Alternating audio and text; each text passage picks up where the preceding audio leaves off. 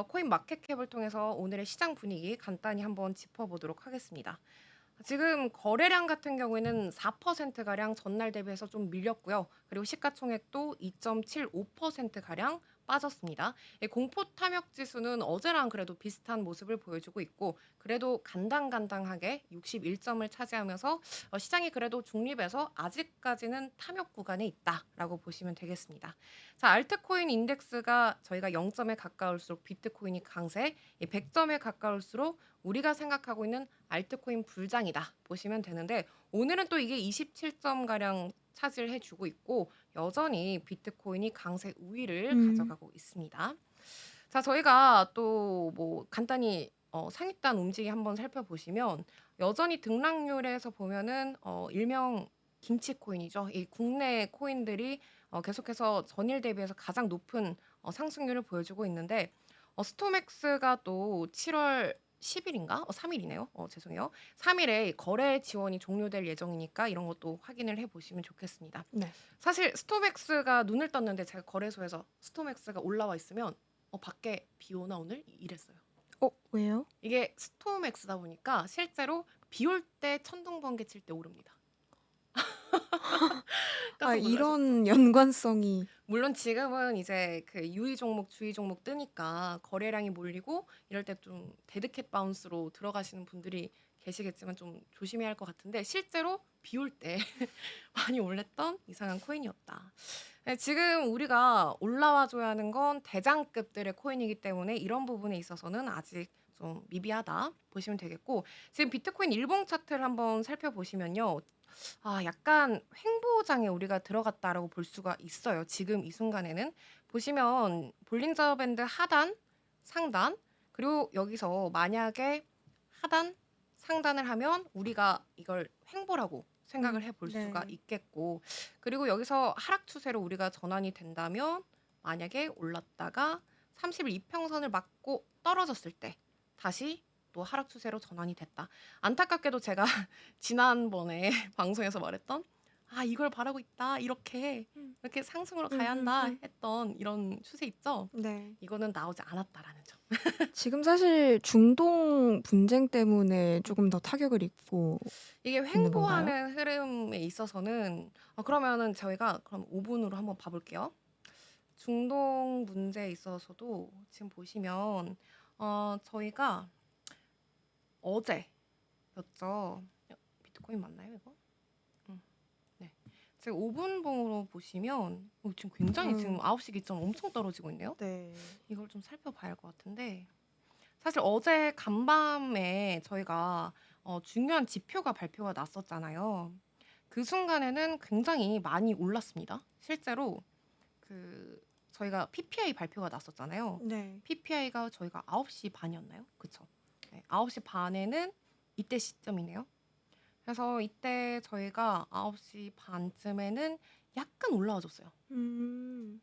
근데 오전 2시 기점으로 해서 트럼프 대통령이 또 뭐 일방적인 관세 통지문을 보내겠다. 그러니까 앞으로 맞아요. 서신을 보내겠다며. 서신을 보내겠다. 그래서 다른 나라들에게 자동차 관세 인상 이야기가 또 나오면서 딱 그 시점에서 맞물리면서 나스닥과의 상관관계를 보이면서 또 이렇게 주르륵 하락을 해버렸습니다. 결국 중동 리스크뿐만 아니라 관세 우려까지 많이 더해지면서 하방 압력을 줬네요. 지금 그러니까 비트코인이 맞아요. 이게 참 다양한 이슈가 있는데, 사실 지금 필요한 거는 강력한 상승 모멘텀이다라고 해볼 수가 맞습니다. 있는데, 많은 전문가들이 지금 올해 상반기를 비트코인 고점 시기로 예측을 해주고 있죠.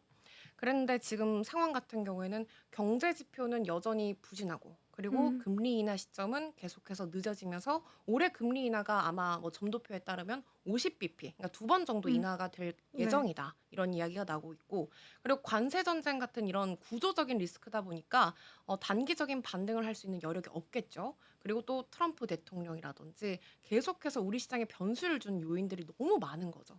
그래서 여기서 또 11만 달러에 지금 매도벽이 굉장히 강하게 몰려 있는 상황이다 보니까 더 강력한 상승 모멘텀이 필요해 보이는 시점이다라고 해볼 수가 있겠습니다.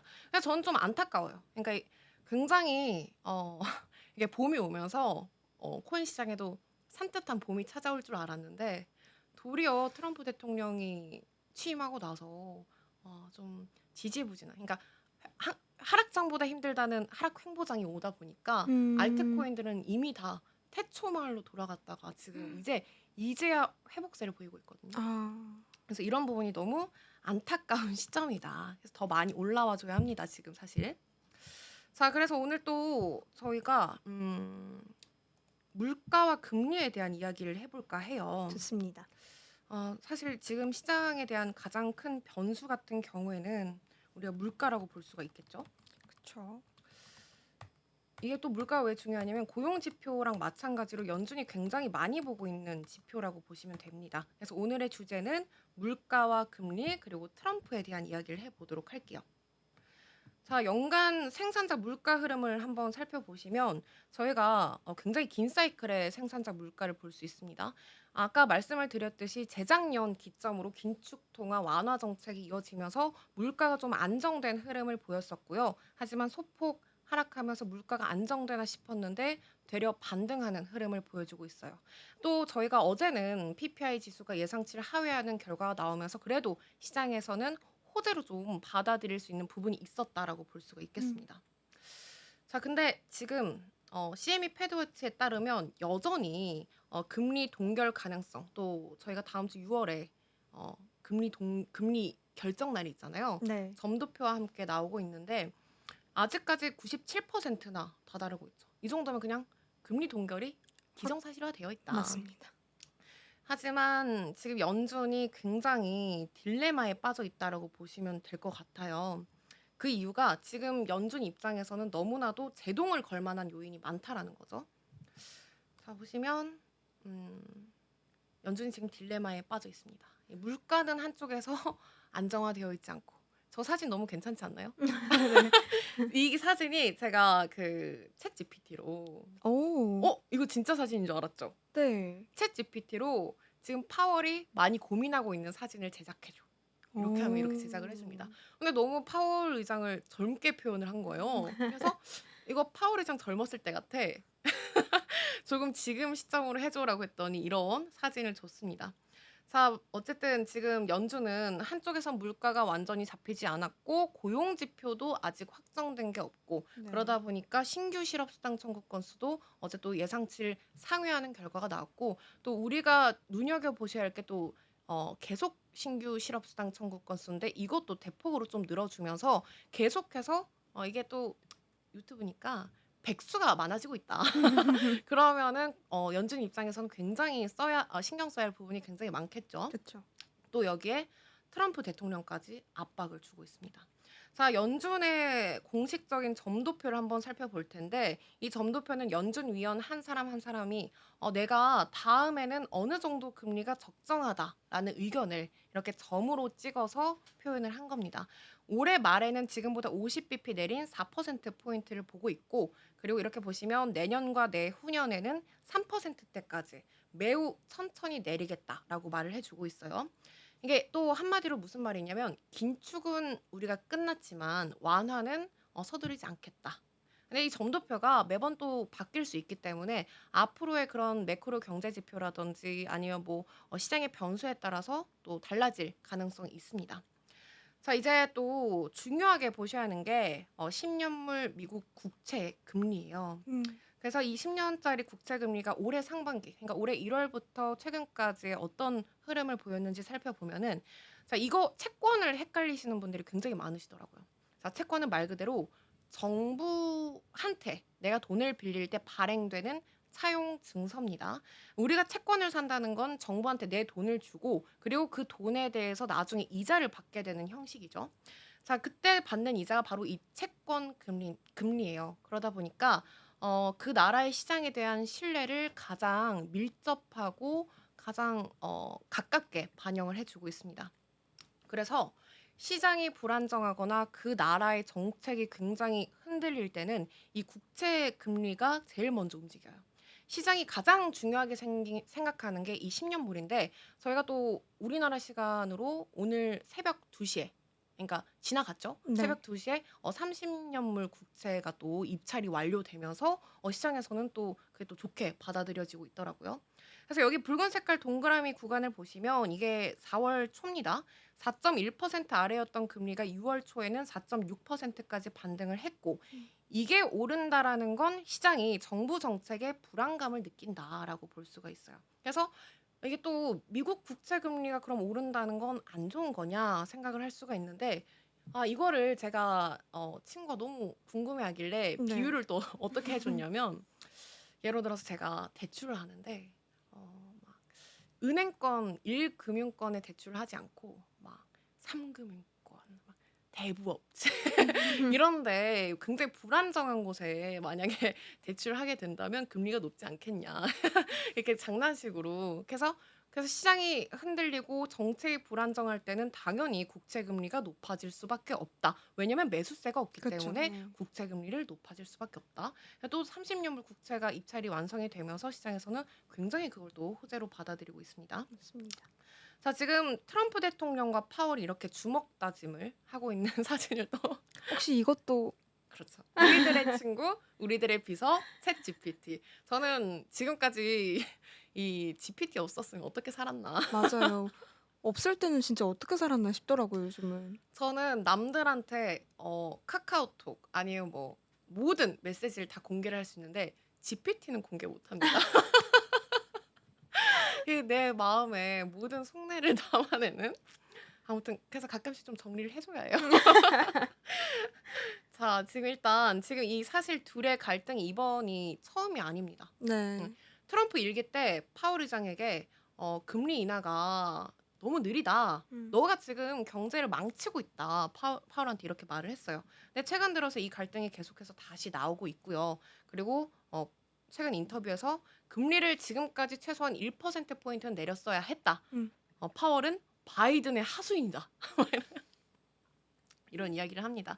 근데 여기서 중요한 거는 그냥 우리가 파월 의장이랑 트럼프랑 싸웠네? 여기서 끝내는 게 아니라 현직 대통령이 연준 의장을 이렇게 강력하게 몰아붙이고 있다라는 건 사실상 트럼프 권력 대통령 남용일 수도 있죠, 오, 사실. 통화 정책에 대한 개입이에요. 음. 근데 연준은 우리가 늘 말하지만 굉장히 독립적인 기관이고 그쵸. 파월 의장을 해임할 수 있는 권한도 없는 걸로 우리가 알 수 있죠. 근데 지금 트럼프 대통령이 파월 의장을 계속해서 푸시를 하고 있고 하다 보니까 시장에서는 여기에서 굉장히 반감을 살 수밖에 없습니다. 앞으로 그러니까 이 시장을 좌지우지할 수 있는 가장 큰 독립적인 연준의 금리 정책을 한 나라의 대통령이 바꿀 수 있다라는 거는 시장이 거기에 대한 반감을 살 수밖에 없다. 그래서 올 상반기에 트럼프 대통령이 뭐 파월 해임하겠다 뭐 이런 이야기가 나오고 나서 그날 나스닥이 또 떨어졌어요. 그리고 나서 또 트럼프 대통령이 또 그 말을 철수했죠. 네. 자, 근데 또 지금 이 시기가 굉장히 애매한 게 파월 의장의 임기가 내년 5월까지 1년채 남지 않았다라는 거. 그런데 벌써부터 후임 인사에 대한 이야기가 나오고 있습니다. 맞아요. 아까 말씀을 너무 잘해주셨는데 미국 차기 연준 의장은 누구인가에 대해서 벌써 베팅 사이트 폴리마켓에서 들어갔죠. 이 폴리마켓이요. 굉장히 이런 확률이 정확도가 높나요? 돈을 걸잖아요. 돈을 거는 곳은요 어마무시합니다. 심지어 그 작년 저희 미국 대선 때 네. 이제 한국에서는 뭐 갑자기 이름이 또 생각이 안 나네요. 제가 갑자기 깜빡깜빡하네요. 그 누구였죠? 그 어떤 분 말씀을? 민주당 그 대표 그 후보 해리스. 네네네. 미국에. 해리스랑 이제 이거 폴리마켓에서 베팅을 했을 때 해리스가 이긴다고 한국에서는 그렇게 말을 했었어요. 근데 베팅 사이트에서는 거의 높은 수치로 과반수로 트럼프였군요. 트럼프가 이긴다 했었는데 맞아요. 그래서 그때 이제 해리스 관련 수혜주들이 굉장히 많이 상승을 했었죠. 맞아요. 한국 증시에서. 네, 그래서 역시 돈을 거는 사이트는 굉장히 진심이다. 세심하다. 그래서 지금 차기 연준 의장 후보들을 한번 살펴보시면 유력한 후보가 3인방이 있습니다. 네. 자, 1위가 저희가 트럼프 일기 때 경제자문위원장이었던 케빈 헤셋이고요. 그리고 두 번째가 파월과 공동으로 최종적으로 자리에 올라갔던 케빈 워시입니다. 그리고 세 번째가 우리가 알고 있는 재무장관 베센트죠. 네. 실제로 베센트가 트럼프 대통령이 차기 위임장으로 찍었다라는 이야기가 나오고 나서 이 확률이 40%까지 올라갔다가 또 이게 정정을 해주면서 이렇게 다시 급락하는 모습을 보여줬고 이 세 명 다 트럼프와 굉장히 친 트럼프 입장이기 때문에 누가 될 수 있을지가 굉장히 핵심이고 앞으로 연준의 방향성이 흔들릴 수 있는 여력이 있다라고 볼 수가 있습니다.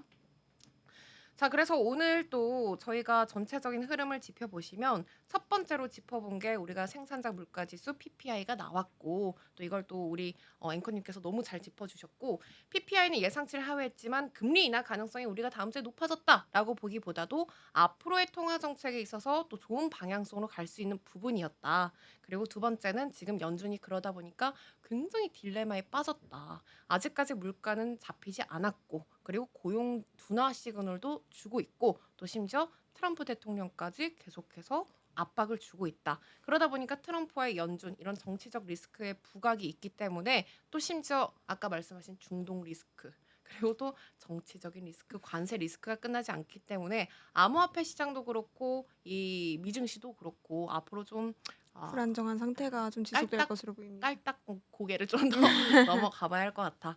자, 이렇게 또 오늘의 시장 분위기 한번 정리를 해봤습니다. 주말에도 공휴일에를 또 우리 암호화폐 시장은 쉬어가지 않죠. 오늘도 여러분 성공 투자 기원하겠습니다. 지금까지 코인랩소디의 장아주 이승이었습니다.